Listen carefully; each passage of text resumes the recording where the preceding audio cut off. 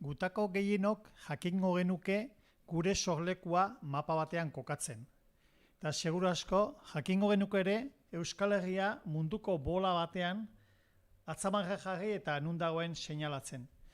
Baino bakoitza leku desberdin batean jaio gea eta seguru aski kalean jaio diren baten referentziak izango dira kalea edo errepidea edo plaza edo eliza.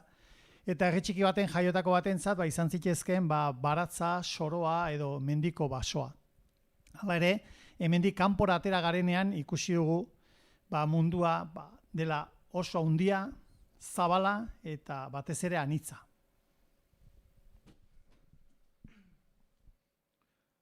Arratsaldeon. Bertsozale elkarteak antolatutako bigarren bidaiari ekitera goaz.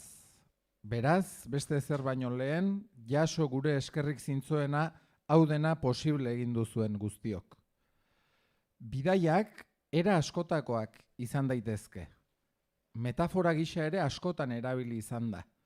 Eta ziur naiz, bidaia entzunda gutako bakoitzari oroitzapen, bizipen eta amets ezberdinak sortzen zaizkiola.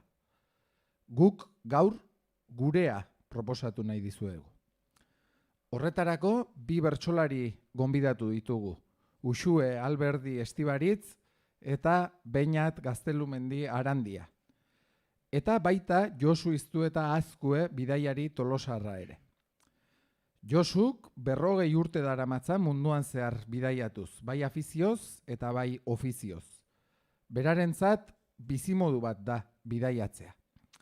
Nairobitar autobusarekin hasi zuen bidea eta geroztik hainbat bidaiatan eta proiektutan ibili da. Askotan munduan barrena. Beste askotan